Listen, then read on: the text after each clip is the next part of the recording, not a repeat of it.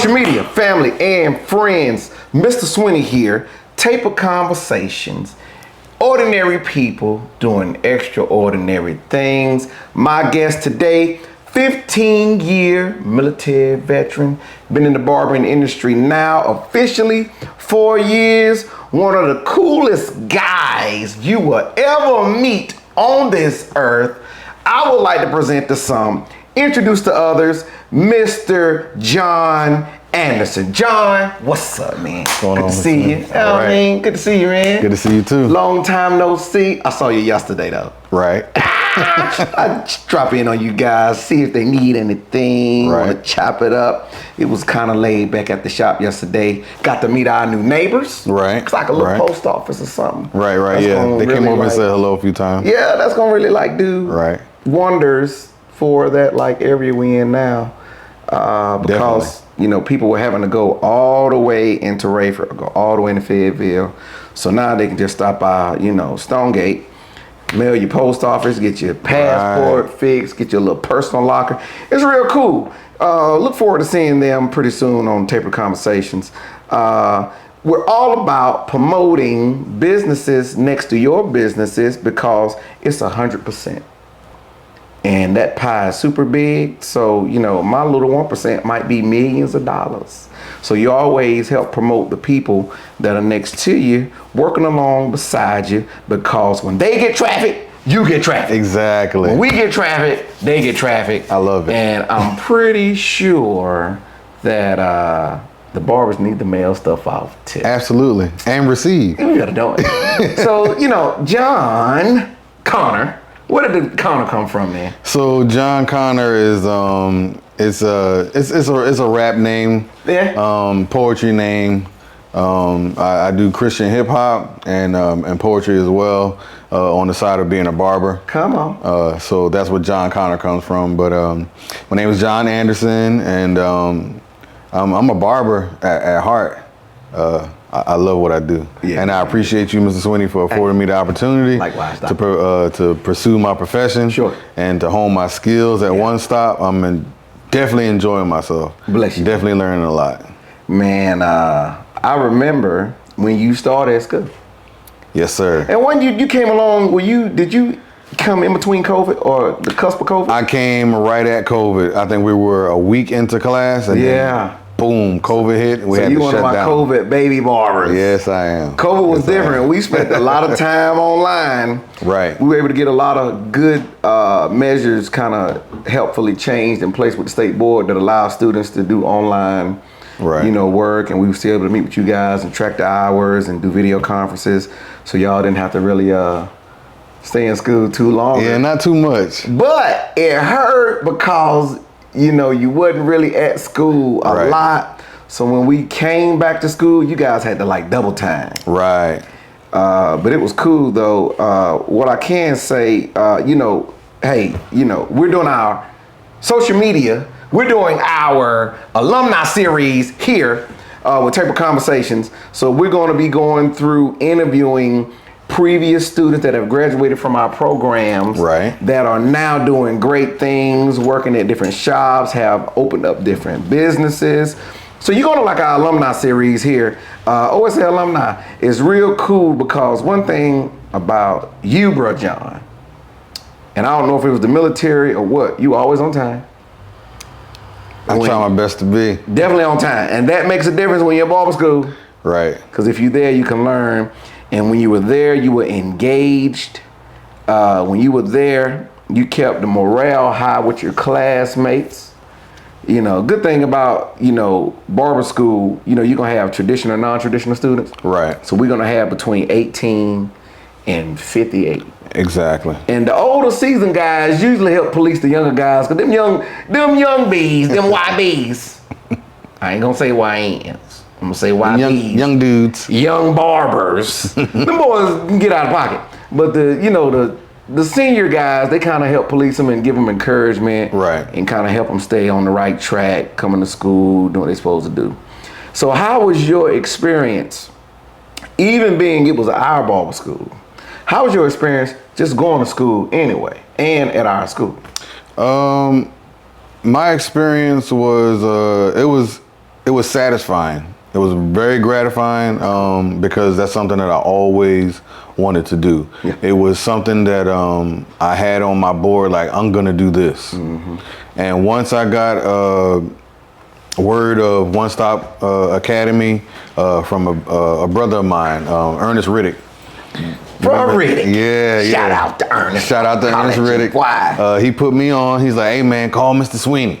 Yeah. I'm like, Mr. Swinney, who was that? He's like, man, he just opened up a barber school, man. You got to get on. So I took it seriously. I was fresh out the Army for about 4 years. Mm-hmm. And I was working, weekly jobs and stuff like that. And I was like, you know what? I'm going to chase this dream. I have been doing it for so long.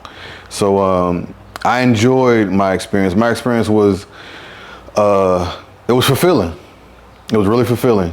Being there, enrolling, from the enrolling process. I remember the first day I walked in, he was like, hey, I thought you was here to, I thought you was here to be an instructor. Yes, sir. You signed up to be in school, you sharp. Come on now. But I had already known that that's what your requirement was. Yeah. So I went in with that mind frame, and meeting you, seeing your personality, seeing how down to earth you were and professional at the same time, seeing that you had a vibe for the people and young barbers and new barbers. Sure. So I enjoyed it very much. And then COVID came. COVID came and COVID.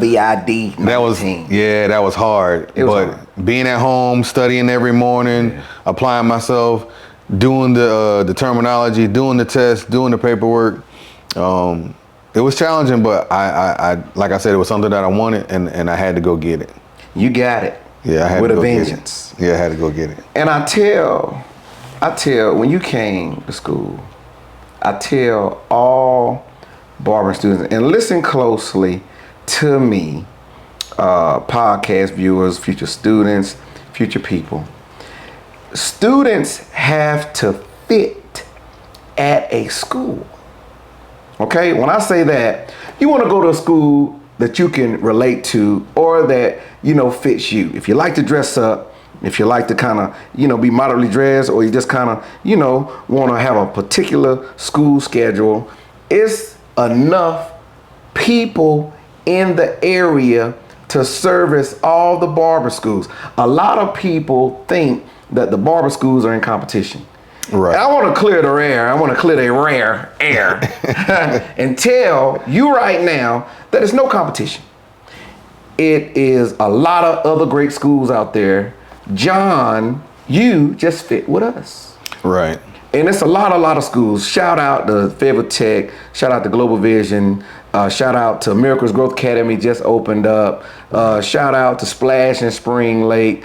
Shout out to all the schools in our area. At the end of the day, it should be our goal to work together. Whether you're private pay, like I started off being, brother. Right. For real. Taking financial aid, taking VA funding. If they can't go to me, they can go to other schools. Tech, Global Vision, Miracles Growth Academy, because at the end of the day, it is our goal to make sure the students succeed, and we are to all work together. Absolutely. And learn from one another. Absolutely. I'm here for anybody and anything that genuinely has students' education and continuing education at the heart. So shout out to all the other schools. Shout out to us. Right. Because I'm proud of what we have accomplished and done. Come a long way. Because we're able to put out good guys like John.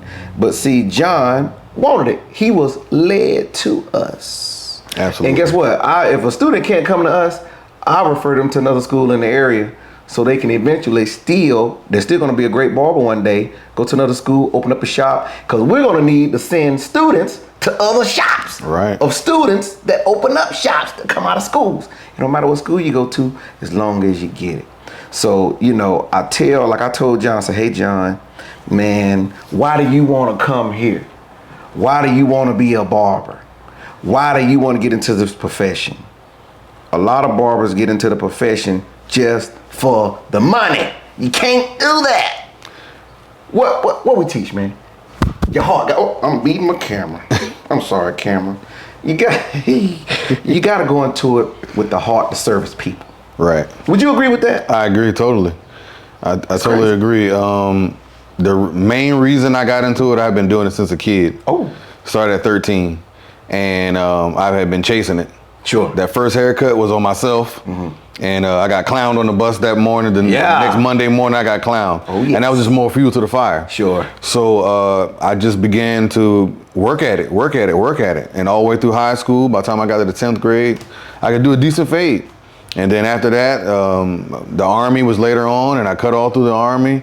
And I enjoyed what I did. I like making people look good. I enjoyed the craft and the art of cutting hair, or being a barber stylist. And then once I encountered your school, and I was like, oh, he got us dressing up in here. I like to dress up. Come on. I like to look spiffy, and yeah, I love it. So that intrigued me to One Stop Academy. And I was like, yeah, I can do this. I can be here. Plus, I'm not going to lie to you, Ms. Swinney. It was you.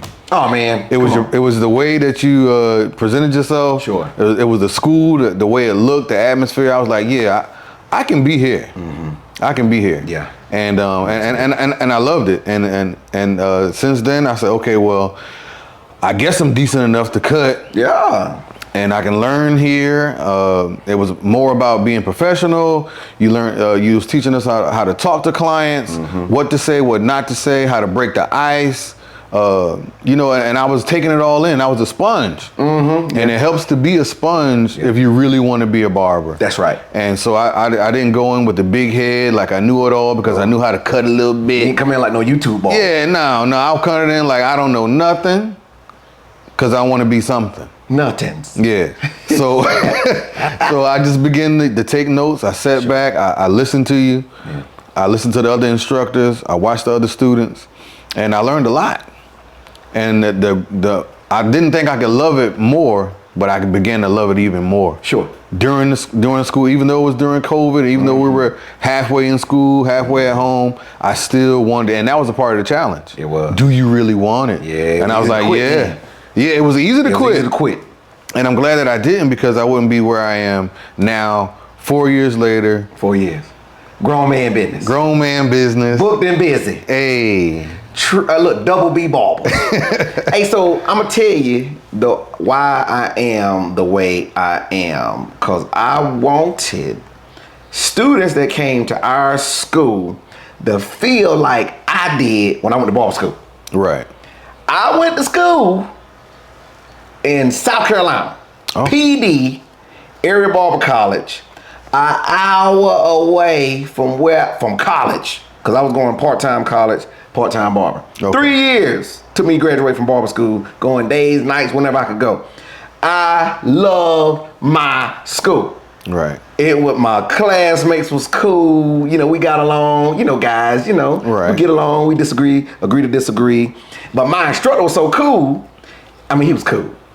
And he was like, hey, this is what you need to do, young buck. Shout out to PD Area Barber College, Douglas McGirt. I'll see you soon, man. I wanted students. I like going to school. I wanted students, when they came to our school, I said, Lord, please let the students feel like I did in school, and allow us to be able to work with students like they did with me, because I was broke when I went to barber school. BROKE. College student broke, not even Happy Meal money. Right. I couldn't even pay for barber school, but I would clean the school. That's what I would do. I would clean the barber school. I sweep out when I get there. I like, Lord, please don't let him send me home today, because I ain't got the money to pay this payment this month. I sweep out the front of the building. I would go and clean the toilets. I would go and clean the floor, and he let me stay. And then, in the end, that's another story for another day. The Lord provided the money to show up for me to graduate from school. Right. But I like school, so when you say, man, you like school, because Mr. Swinney and you like being there, that makes me feel like I accomplished the goal of making students feel like I did in school. I wanted to go to school. I wanted to be there. Right. I had to dress up to go to school. And man, I wanted to be there. Some days, it was just me. Wow. Sitting in there roller setting. Students, you better not ever complain about roller setting again. I had to roller set all day. With no haircuts coming through there, it was a ghost town some days. I roller set until I couldn't roller set anymore. Understood. But it was cool. I shampooed, I conditioned. If we wasn't cutting hair, I made use of my time all day. Hey, look, you know what? You gotta have people that you want to emulate, but make sure they the right people. Right. I have mentors and people now that still hold me accountable and keep me humble and submissive to my initial calling into this barbering industry, which was to make sure I have a heart and mind for the people. They said, if I do that, the money will beat you down, run you across the floor, drag you across the neck, and you have so much money you've never seen it in your life, but you go into it for the initial reason. Do you open up a business to make money? Yes. Yes. But it can't be your main focus. Right. You have to factor in servitude. Right? Because if you give, it shall be given unto you. Good measure. I ain't gonna preach. Down. I do got my shirt on. New Hope. You already know what's up. See you tonight, Bible study. Now, if we talk about the good, John, you know we got to talk about the bad. It would not be a good conversation. Yeah, it would be fair. Do you remember that an incident that happened at school that was bad? Or you're like, oh man, you know, I can't believe they did that. Or just like, In general, there was some down the line. I was there for what? It took almost 12 months. Yeah. So a lot can transpire the 12-month period. Yeah. But later, after we got back in school, and things were cleared, and we got, you know, we didn't have to wear, we had to wear a mask, but we could still come to school.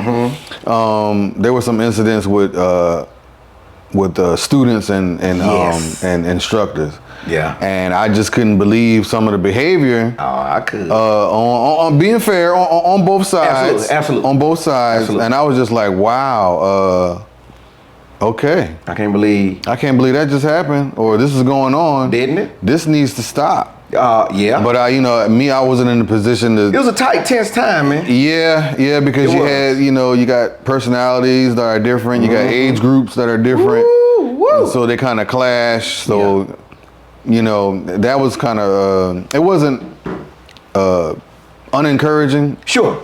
But it was just like, wow. Yeah, wow. Okay, we're still people. Right. These things do happen.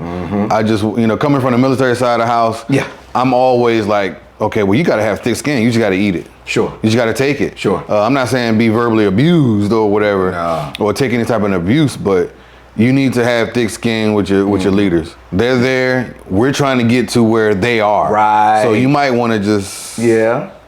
They call it compartmentalizing. You know what I'm saying? You got to adapt to your surroundings. Right.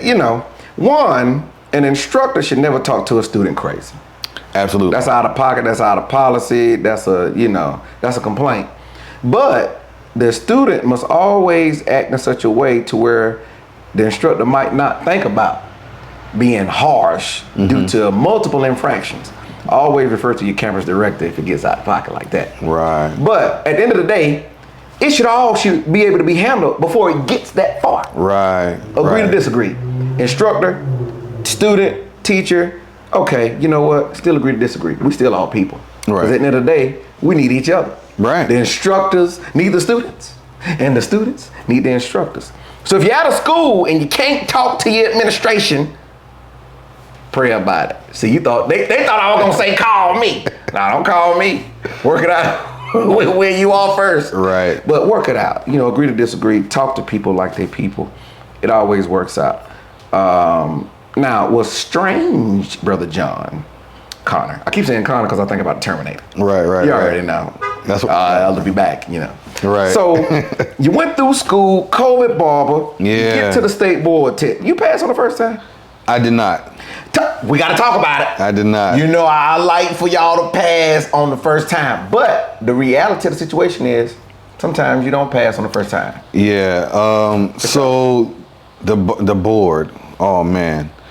The board was nerve-wracking. Come on. You're coming out of school, you got your 15, 28. Boom, pie-out. That magic number. You got that, and then you're like, okay, the board, oh my God. So you're studying and you're cramming and you're Mrs. Swinney, emailing and texting and you're with your other students. And sure. And for me personally, my experience was I was nervous and I was scared, but I was determined. And that's where self-discipline came in. That's where determination and dedication came in for studying.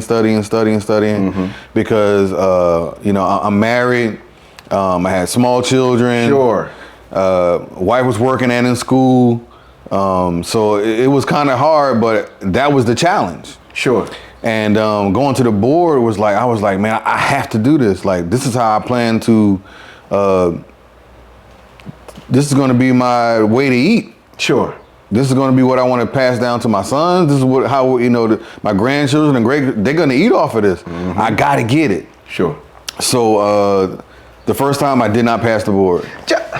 Did you not pass the written or the practical? I did not pass the written. The written. Yes. Oh, you passed the practical the first time? So I got the records. I just can't remember. The way it went was, I did not pass the written exam, but the practical was fine. Okay. And the way that we went through. So all didn't do the shave. No. It was mannequin. Then. It was mannequin. Yeah. So switch it over to mannequin. So once the test was taken and I didn't pass, I'm like, oh man, I gotta go back. I gotta do it again. You were at the shop. Yeah. You was at the shop working. Yeah. Yeah. And I was nervous, and I was like, man, now I got to go back and tell Mr. Swinney. Oh, no, sir. Don't even worry about it. What I did. I said, don't even worry about it. I didn't pass the test. Yeah. But yeah, so what I did was I changed my way of study. Sure. I changed my way of study. I was studying one way twice. From tell us how you were studying. So normal average studying, I would just go from the notes that we had in class, the different categories. Okay, what do we need to study? What are they gonna hit on? And you told us what we needed to study, but I was doing it at night, maybe an hour or so, half an hour. I even did the cards, but for some reason that wasn't working for me. It wasn't working for me. So I began to just redo my notebook over again. Writing and being repetitive helped me remember. And then when I did pass, what I did was I would ask questions into my phone. I would read the question and then read the answer. Sure. Read the question, read the answer into my phone. John, I'll do it again. I'm gonna be honest with you, Mr. Connor. The fail pass rates during COVID were horrible for the state of North Carolina. I'm sure. We got the records. Some students need to be in school. Right. Needed to be in school, needed to be learning with an instructor. So don't feel too bad, because a lot of students, and it wasn't just, I'm hitting my mic again. I'm so sorry. It wasn't just our school. It was a lot of schools, but we were able to get things back in line. And check this out. Due to COVID, I restructured our whole educational program to be more beneficial to the students. So now, you had your exam review booklet. Right. You got your student work booklet. Right. Now one thing that we do at our school, we utilize chapter outline tests that have to be submitted before they take the real test. Very good. And they can download the test once they submitted in Google Classroom, if that's your thing or whatever. Lucky. And I know. I had to figure out something. I said, Lord, we can't have these fail rates like this. We'll lose accreditation and our funding, So, and we'll, have a bad mark with the state board. Right. So we got together and I made it more interactive learning during the classroom, more interactive where they can pull stuff off of line, be it whatever you use, Moodle, Google Classroom, or anything else. And you can get it now, print it out, put it in a notebook,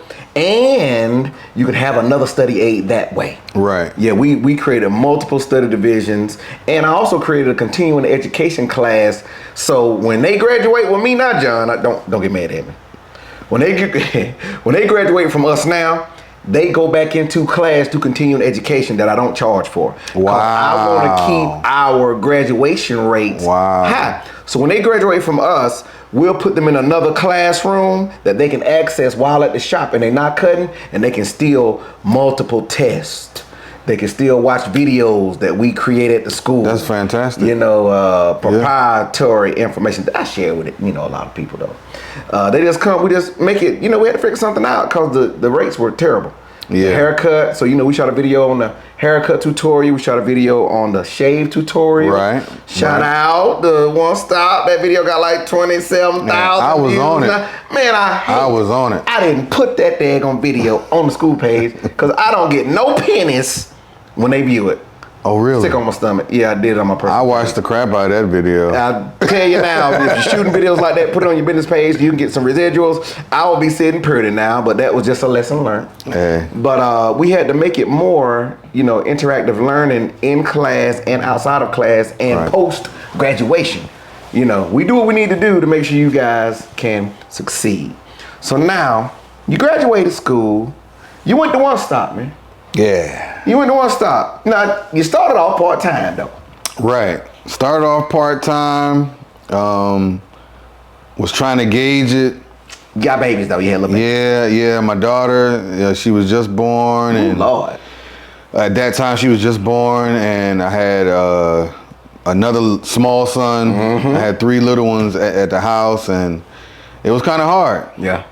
Daycare rates were sky high. The devil meant. Yeah, so it was hard. So I was there part-time, and I took advantage of it. I was there. I was there in the morning. Whenever they open up, I'm there, waiting, looking, hoping. Yeah. Now that's then or now? Then. Yeah.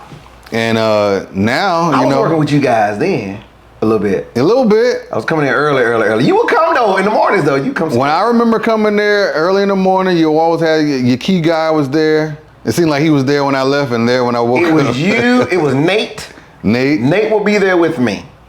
And then who else would come in early like that? It was the ones that wanted it though. We was starting at 4:30.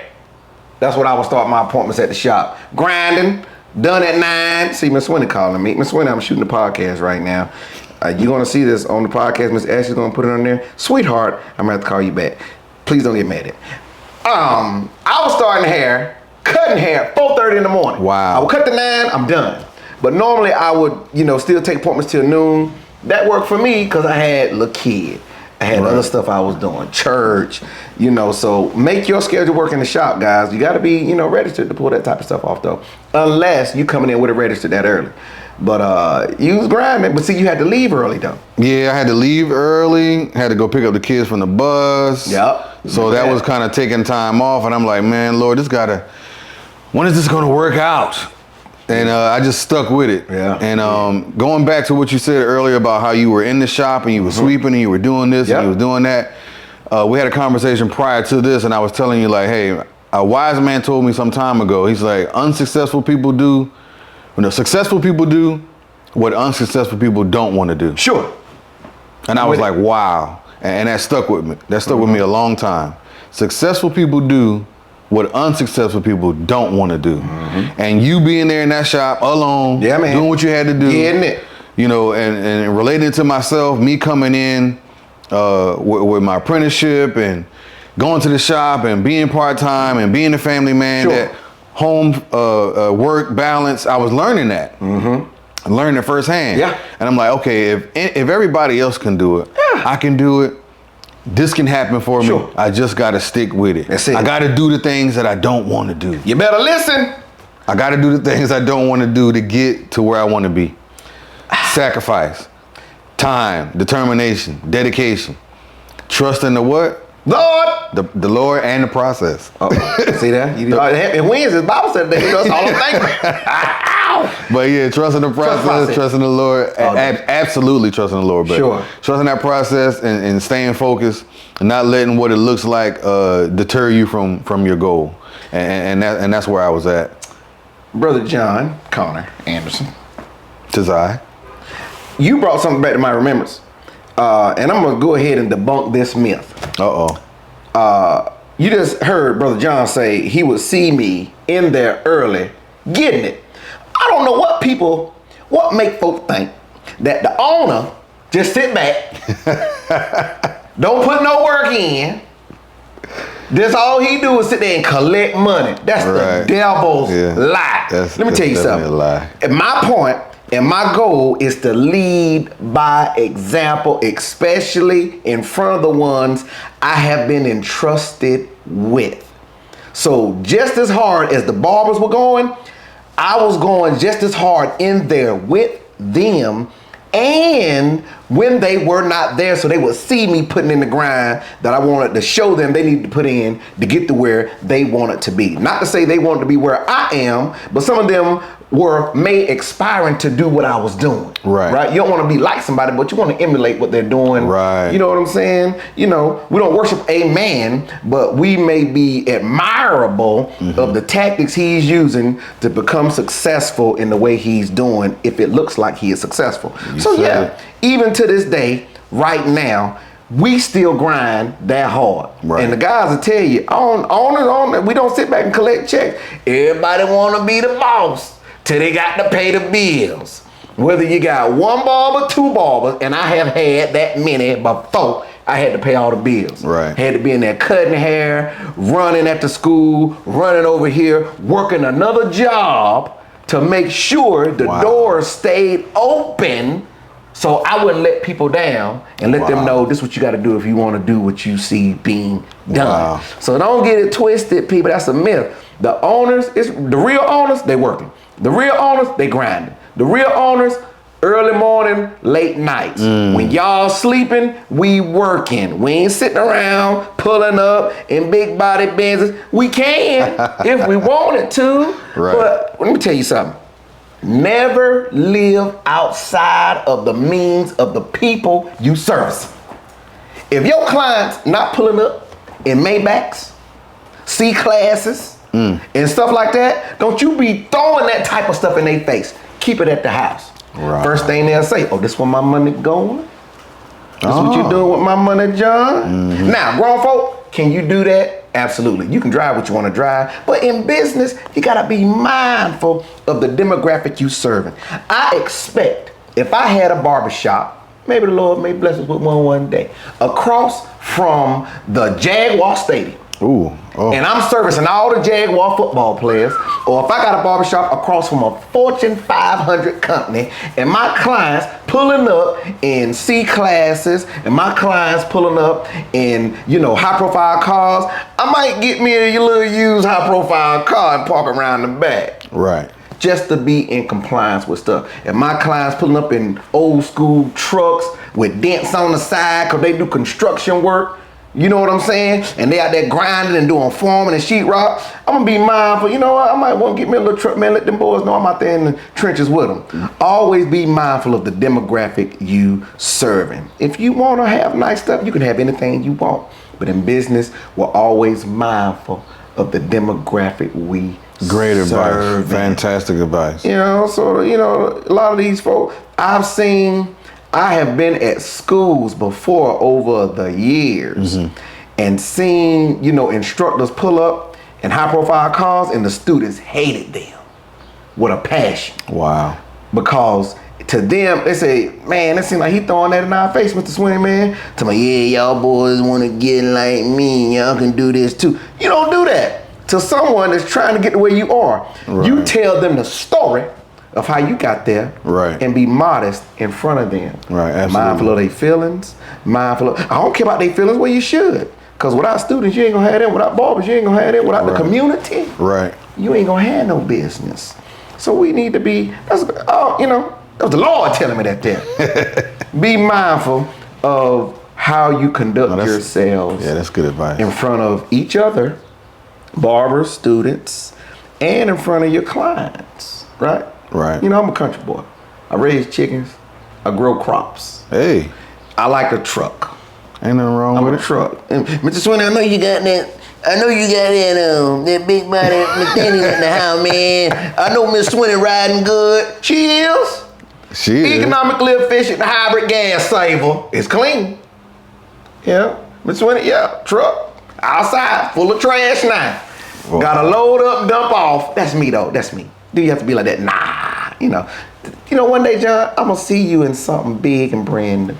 I hope so. You know, cause you know the way our area is transitioning, where our shop is. You know, we service a lot of doctors. You know, lawyers, stuff like that. Law enforcement. Law enforcement. So what we drive is clean. It's economically efficient. And it'll pay for the new car you'll buy cash one day. If you want one. I don't know, we don't get caught up in a lot of materialistic stuff. because in time that stuff fades. Right. So now, check this out. John, you're at the shop. You're working, you're part-time. Yeah. I remember the conversation with Swinney, man. Hey, man, I ain't making what I want to make. Yeah. I said, John, one brother, you got to be here. But I understand why you're not here because you got your family. I said, when the opportunity presents itself, you'll be able to come in full-time. Right. And that was like, what, 3-4 years ago? Yeah. And it just presented itself. I had to wait. And now, you know, I'm working in there, 6 days out of 7. Ooh, woo! And busy. Not because I have to, but because I want to. I want to be there. I seen a significant difference in the numbers. I'm gaining more clients. John, forgive me. Tell them again, retired military, right? Right. Not just separated. Was my time was up. But the military is doing right by you now. Oh yeah. All right, now pause right there. Oh yeah. Go back to what you listen closely. Miss Ashley's going to zoom in now. I'm pausing. Here it comes. On John. John just said, I want you to repeat that again. You don't have to be at the shop. No. No, he don't have to be at the shop. But he sees the need to be there. Gotta be there. Tell him, talk. So the thing is, I want to serve the people. And I want them to come in. Like, we don't care if they go to another shop or to another barber inside the shop, as long as they come to where we are. Yeah. Come to where we are. I wanted to be there. Well, I'm sorry. You trying to tell me that you want to make sure that your other comrades eat too? Absolutely. Why not? As long as it's our shop. What? Come on in. What? But I'm dedicated to. I always tell the clients when they come in, like, hey, you know, you're not inconveniencing us. Wow. We're here for you. We service the public. So if you need to call in and say, hey, John, can you make it in at 8? Man, I really got something to do. Yeah. Fortunately, I'm within 2 miles of the shop. Yeah. So you can call me. Hey, John, man, can you fit me in real quick? I'll see what I can do. Of course, I got you. Ooh. Especially to the loyal ones. So we're always ready to serve the public. We're always ready to be flexible with our clients because we're here to serve. I love my job. Lord, I get to look like this too. Oh my goodness. Yeah, so I love my job. What manner of a barber is this that says, hey man, let me know, we work together. If you can't come in early, you got an appointment with your family, kids, let me know. I'll come in and cover for you. It's just that easy. When people come in, you make sure that, hey man, I'm booked, but my man John or my man Jamal or Julian or Stevie or Lil They'll Stevie. take care of you. Or you trying to tell, or Maurice, man, you trying to tell me y'all working together like that? We're working together like that. God. Hey, Mr. Reeves, I'm not gonna make it back from my VA appointment, man. I had him call me twice. Hey, Mr. John, you know you got an appointment? I'm like, yeah, man, I'm running late. I'm stuck on 295. He didn't take the cut. Nope, but he said, hey, they're here. What you want me to do? Hey, wow. Go ahead and cut them. And tell him I'll be there momentarily. So he didn't just say, come here, man, I got you. Don't even worry about it. Right. He called a courtesy call. Lord, got me scratching my neck. Lord. And that's what we always work like that. I haven't seen where somebody just takes somebody's client because people are particular about their hair. So how do you know that their client wants you to cut their hair? Sure. But you know what it is though? I'm gonna be honest with you. A lot of people that come in, I heard them say this. They say, hey, all you guys are good. I don't care whose hair I see. Good. Money stay in the house. Yeah. Oh, you guys are good. I don't care who cuts me. Say it with me. Money stays in the house. Let me tell you something. Barbers, students. That's the type of barber you want to work around, right there. Those are the types of shops you want to be at where everyone works together. I feel some type of way if my man next to me doing $2,000 a week and I'm doing $500. I feel some type of way. I need to ask him, hey man, what am I doing wrong? Exactly. And he gonna let you know. If he ball up, say, man, I don't know, you need to get it like I got it. Wow. That's the devil. It's the devil, man. Get away from that quick. That is not where the Lord would have you to be. Yeah, you don't want to be there. You know, I tell people, you know, a lot of people know, like we a family-oriented school, absolutely, barbershop, faith-based, businesses. We believe in operating under biblical principles to make sure we stay in line with our fellow man and community and with the boss upstairs. You know what I'm saying? So it makes a difference when you have people like yourself that see the need to do above what's being asked of them. Right. Ain't that crazy? If you ever catch a man and say, I'm just gonna do just what I'm asked, I'm just gonna do just enough. No. When I leave, I'm just taking my trash out. I'm just gonna clean my little area. No. My man, he had an emergency, he had to walk out. I got his stuff on this station. Right. I clean the bathroom if it's dirty. Right. You know what I'm saying? I'll make sure, cause at the end of the day, that's what's gonna keep clients saying, I don't care who cut my hair. Everybody in here good.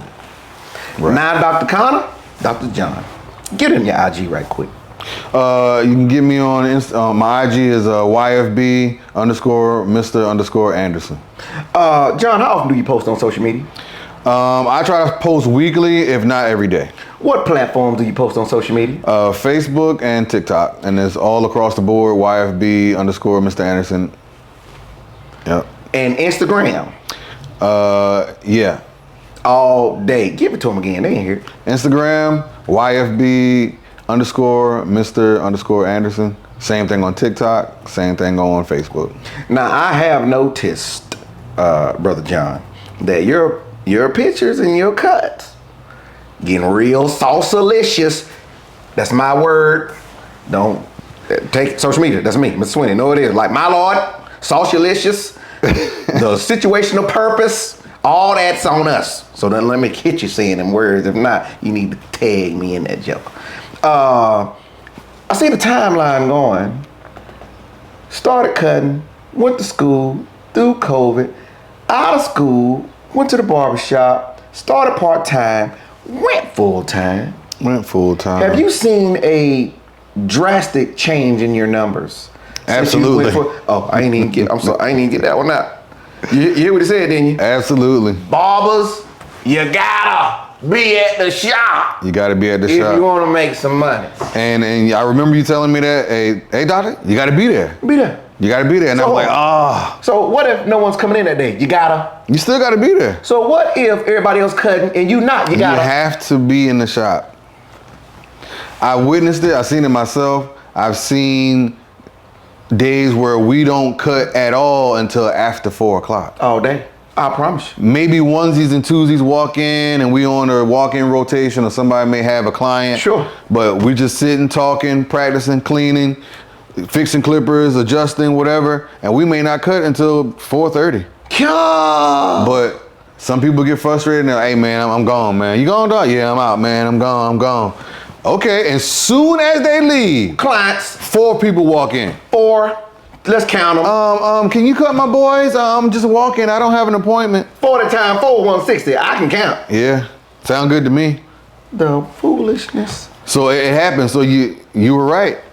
You know, you have to be there. I've seen it over and over again. You got to be there. Have a schedule in the shop. If you're gonna work 9 to 6, if you're gonna work 10 to 5, have a schedule, lock it on your booking app. Be there when you're gonna be there. Be gone when you're supposed to be gone. If you open up at 10, if you get there at 9, be there at 8 to 8:30, so you can prepare for your clients. Don't be late.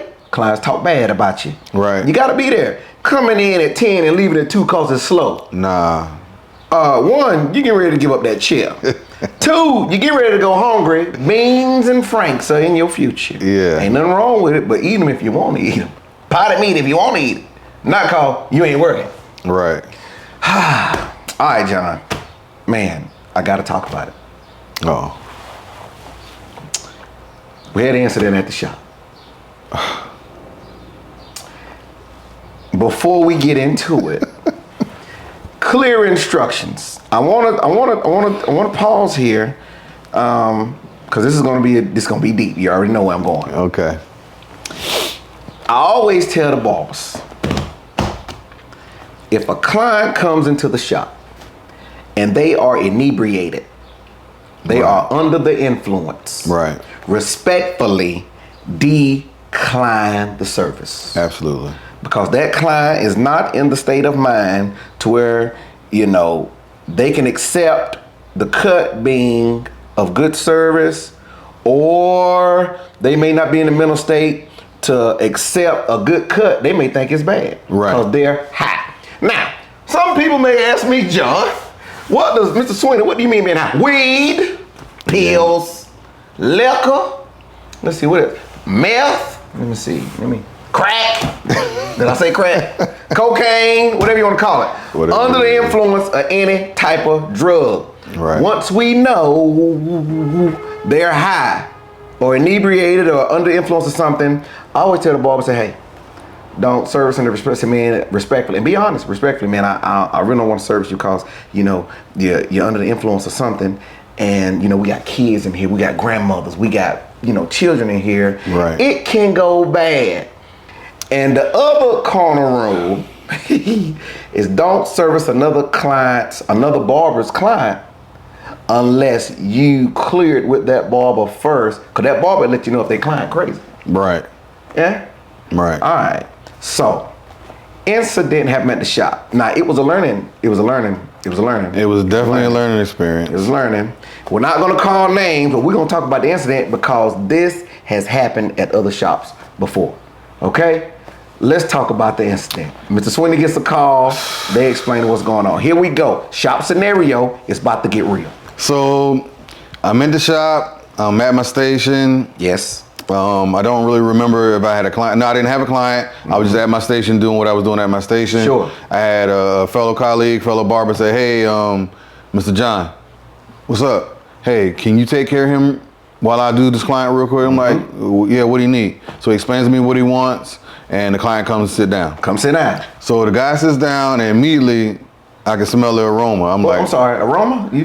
Yeah, I smell the marijuana. Marijuana kush?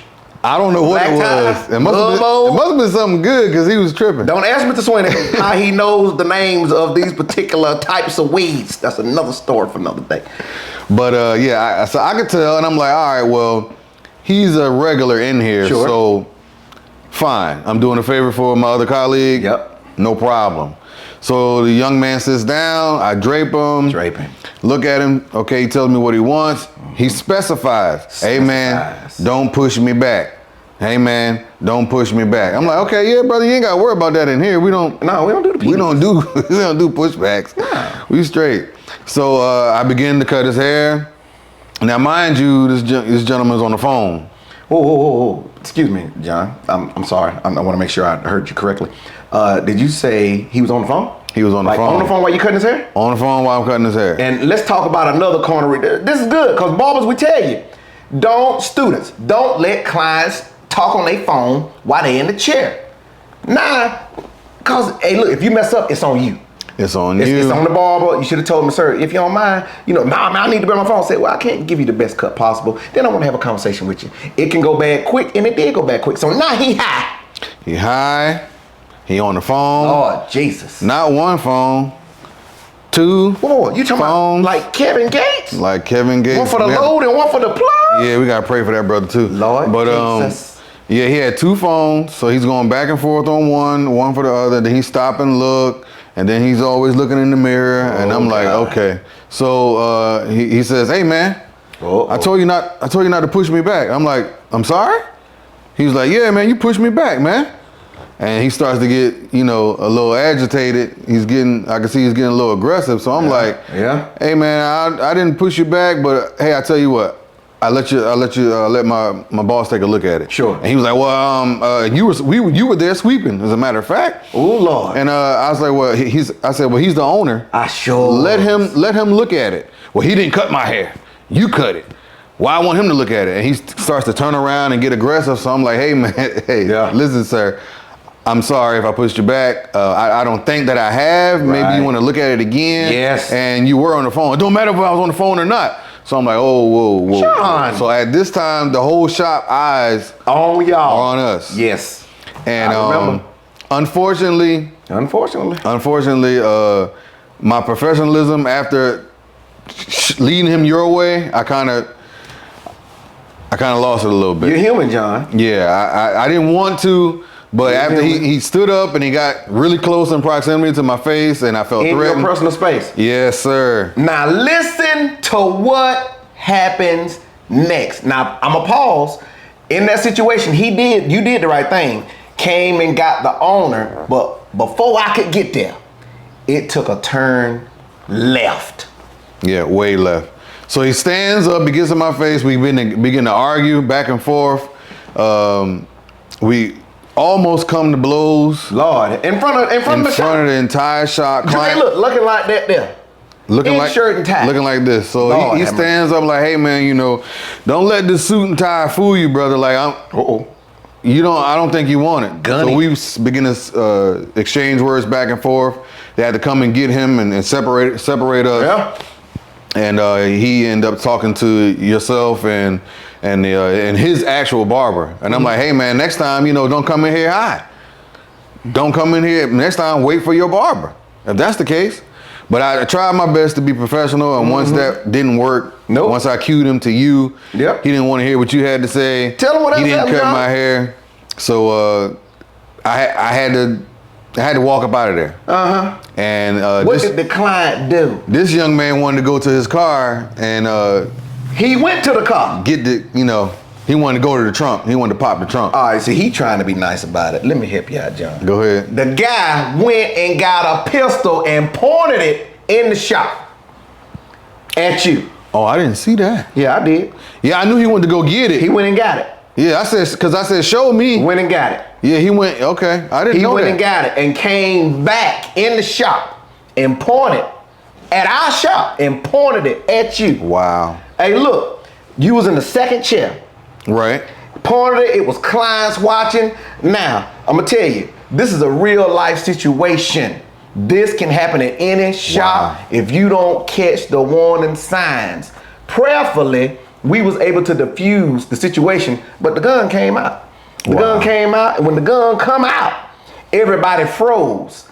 Thankfully, on that day, we had undercover policemen in the shop that was beelining him in case he got out of pocket. Got it. Now, we don't call names. This happened some years ago. Right. You know, John was a, younger barber then, matured, but it was a learning experience for all of us. I was in there, I saw it, and we was able to matter of fact, one of the barbers took him outside and calmed him down. Right, he was out front. He still had on the neck collar and the whole thing. The cape, everything. And this was crazy. After my man that did that calmed down, he had done pulled the pistol out, coming high, pulled the pistol out. After he had calmed down, he came back and apologized. And said, man, I was out of pocket. Man, forgive me. We forgave him. You know, it happens. Absolutely. But, it was never the same after that. Right. And we continued for a time to continue to service that client, but he couldn't come to the shop for a minute after that. Yeah. Because that could have ended up bad on the news, everybody. Thankfully, we were covered that day. Right. There were some angels sitting around there. But remember, all of this started because the client came in inebriated and we didn't refuse the service. Right. Had I refused the service? Refused the service. Like, hey. Yeah. Always check the warning sign. It was a learning experience for all of us. Am I ashamed to talk about it? No. Because I know some shops that has happened in and people got shot. Right. Because you didn't calm down. Because he didn't calm down. No one around was trying to defuse the situation. Right. So always know the warning signs. When you deal with a community-based business, anybody from the community, and people gonna come in high, gonna come in drunk, gonna come in all kind of ways. I didn't know that till right now. I knew he was going to do something. He done it. And I remember coming out, Miss Brittany. She had took me in the back to calm me down. She's like, Mr. John, I never seen you that upset. I said, well, let me go out here and apologize to this dude. Absolutely. And I came out, and you and the other barber was like, no, go back inside. Yes, sir. And then it dawned on me. I'm like, oh, he must have. Okay. Absolutely. Okay. Yeah. But it wasn't him. He was under the influence of another entity. Yeah. Yeah. So now, we had to teach active shooter training and active awareness in the shop for when that came in again. Because it was children in there, it was grown-ups in there, but it was also people in there that carried, people had concealed carry. But thank God it did not get out of pocket. Is everything fine? Everything's fine. Don't be afraid to come to One Stop. We're okay now. It's okay. But that was a learning experience for all of us. Because it can, what's Murphy's Law? Anything that can happen will happen. It can go left quick. Yeah. And it went left, but John, he did the right thing letting us know. We diffused it, but we can't control people. Right.